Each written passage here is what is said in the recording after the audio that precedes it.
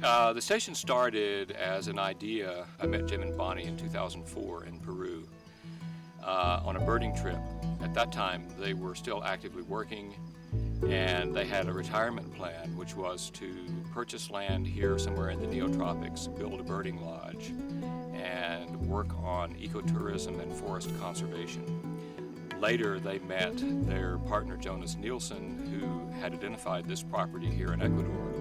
They purchased the land and later built the lodge, the birding lodge. And I continued to have conversations with Jim and Bonnie about adding education and research to their ecotourism and conservation focus, the existing focus of their property. They thought that was a good idea, and with the help of some private donors and President Fred Carter of Francis Marion University, his support was key. We were able to build the station here, and it opened. We had a dedication ceremony in March of 2012. So it was an idea that was many years in the making, and we finally accumulated the resources, and all the pieces came together with a bit of work to make it happen. And so here we are today. My role at Wildsumaco Biological Station is serving as the assistant director.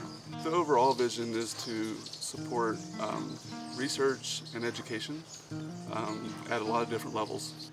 Both to increase our scientific understanding of this part of the world. Here in the foothills of eastern Ecuador, there's been very little scientific work. There is much to learn about the biodiversity of this area to add to our knowledge of the biodiversity and ecology of the planet. So it's a gold mine of research opportunities for students and faculty members alike.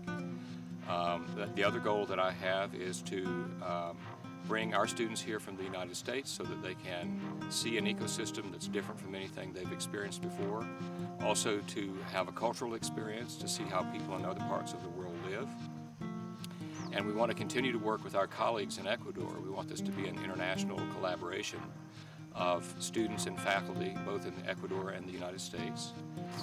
So my research at Wildsumaco has been very collaborative with Travis Knowles and also several graduate students who've done projects down here, namely Anne-Marie Hodge and Kai Curry Lindahl. So we've been documenting the mammalian biodiversity here over the last several years.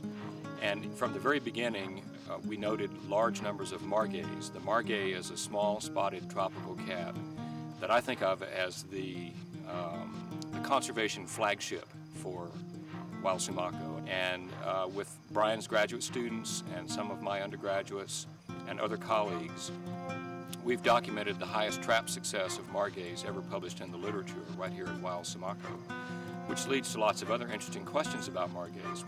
Why do they seem to be more abundant here, or at least why are we capturing more of them on our camera traps?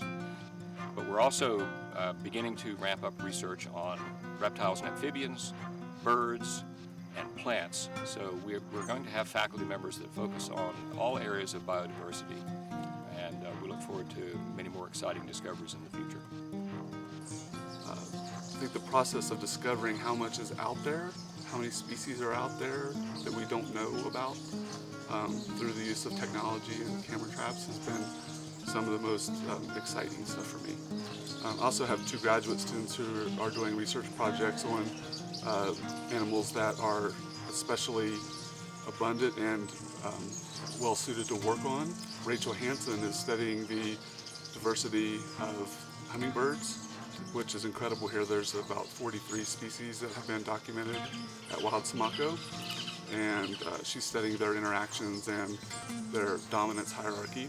Another student, Marilyn Novillo, who's studying flower choice and what determines that in a type of bat that feeds on nectar, so acts a lot like a hummingbird, and that's the orange nectar bat. And it's funny, I guess I take it for granted because I look at them all the time, but every time I talk about my research to somebody or show them pictures, they're just completely mesmerized by it. And I'm like, oh, it's so much better in real life that like the pictures and the videos don't do it justice for me. I've been working with mammals for some years now, and I guess I always liked them. Since my freshman year, I just went straight to the museum and I started an internship in Mammal. So I guess I've been always into it. I just love nature, and I like being on the field. It's like my favorite part. So my interest in science started, as it does for many children, with curiosity and interest in the natural world. I think all children are curious about the natural world, and they're natural-born scientists if you let them have free time outside and give them the opportunity to play. And so that interest and that fascination in finding what was outside around me developed eventually into scientific interest in asking questions, more and more questions about the nature of the natural world and the species that surround us. There's a lifetime of questions that these little birds can answer. Right in this little space. I mean, honestly, that's the coolest thing about this place. I mean, any biologist can come down here, and I shouldn't even limit it to biologists, but there's a lifetime of work here. I mean, for anybody. I mean, you're in a prime location for everything, and it's kind of like, what do I do next, you know? I love the station. It's a great place. I was just looking at it earlier through the window, and it's just amazing. All the shades of green, all the different sizes and shapes of the plants and the animals. It's unbelievable.